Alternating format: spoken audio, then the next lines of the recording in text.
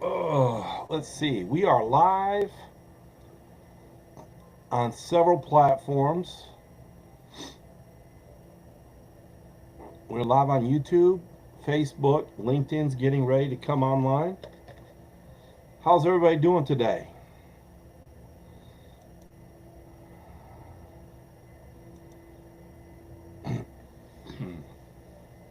I want to tell you all something that's getting ready to happen, but first I'm going to tell you a story. It's story time, so this will be a long story, so please forgive me if it's a little long. I want to tell you a little bit about something I went through. It's not about that I went through it, it's about how I handled it. Um, about Friday, many of you know I am a manager at a restaurant, and I work overnight. I'm an overnight manager. I do overnight relief for a specific restaurant chain, and I go in at 9 and get off at 7 in the morning. Some of you, just by saying that, know what chain that is already, but that's fine. Neither here nor there. I just want to tell y'all the story. So I went to worked my 9 p.m. to 7 a.m. job, and I got off at 7 a.m. My wife came and picked me up. We uh, did our normal thing in the car. We kissed and prayed and drove to her job.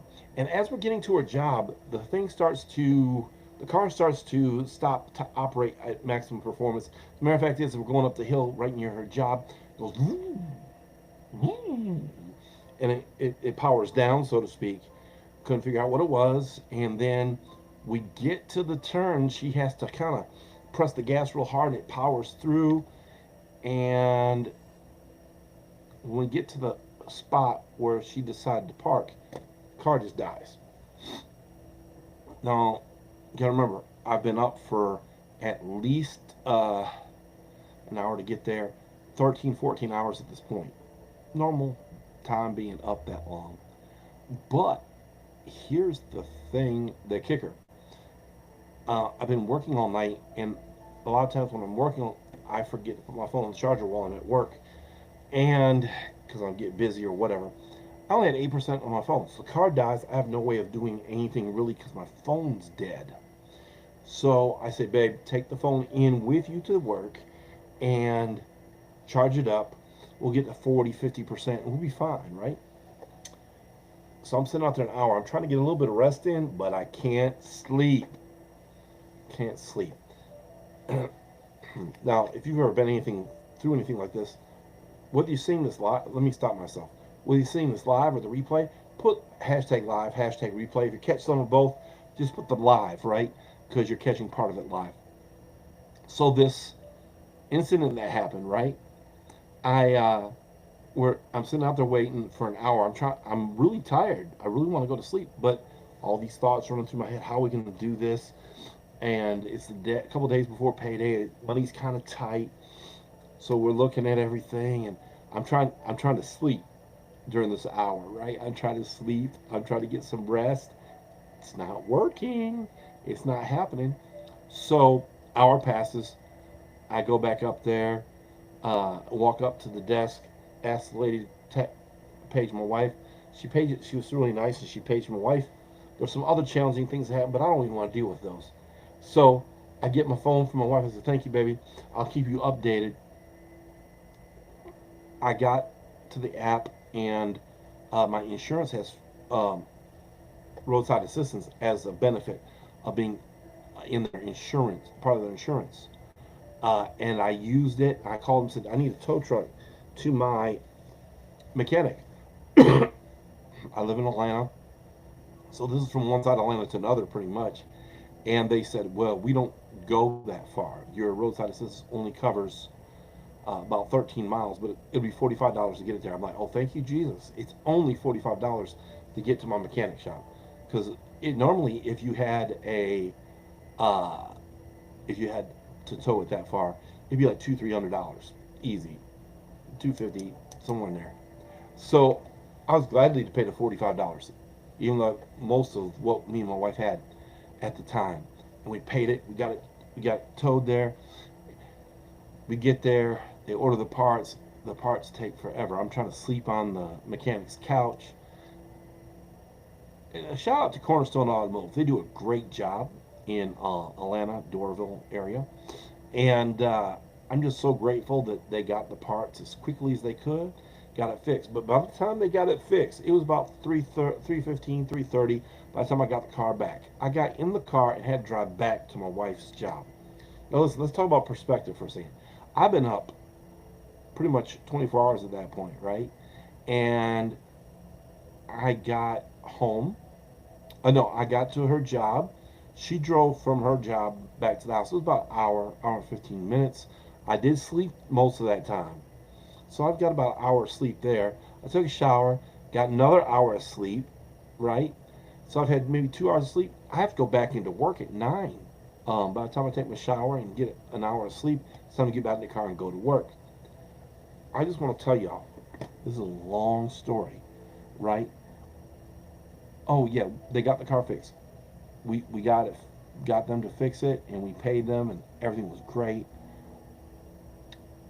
But the point to the story is this: I could have been all mad, upset, whiny, um, heated. But at the end of the day, as I realized, it's not about what happened, because you can get in and out of the situation if you don't learn something through it. There was a time I was out in my car while I'm waiting, and I was almost in tears. Not because of the situation, God's goodness. Do you understand? We could have been anywhere in Atlanta. Could have been on the road in the middle of traffic on 85, 285, 75, whichever road we were on, and the car could have died there. God spared us from major accident. We could have been getting something to eat, and the car died on us there. We could have been further from a job, car could have died on us there. But the car died in a parking spot at my wife's job. She got to work. She got to work without any major problem, and she was safe. That was the main things that I was concerned about.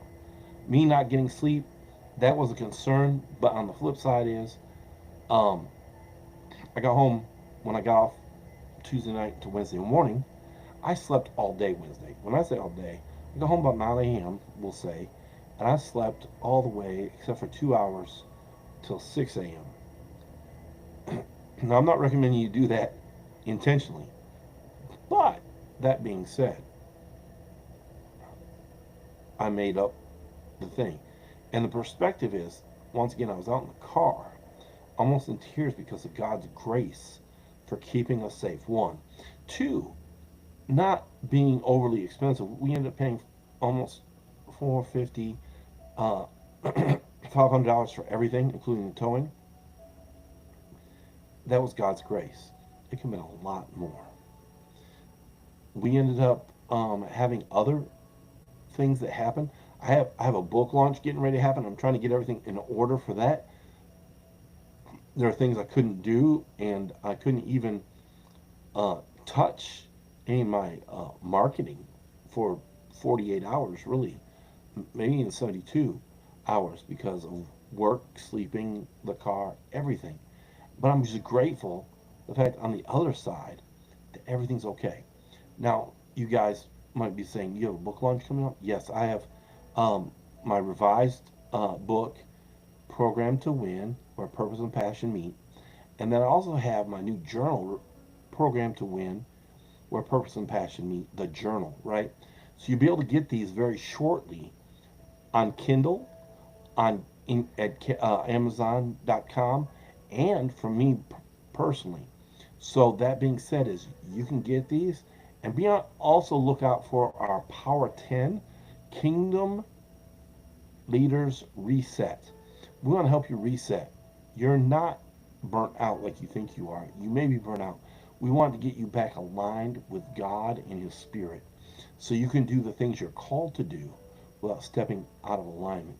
We want you to have profits with peace. So, that being said, I'm Chris Collier. I'm your host at Conquer with Chris. And depending on where you're seeing us, please like, share, subscribe. This story hopefully is touching somebody and helping somebody have the right perspective. If there's anything we can do, let me know.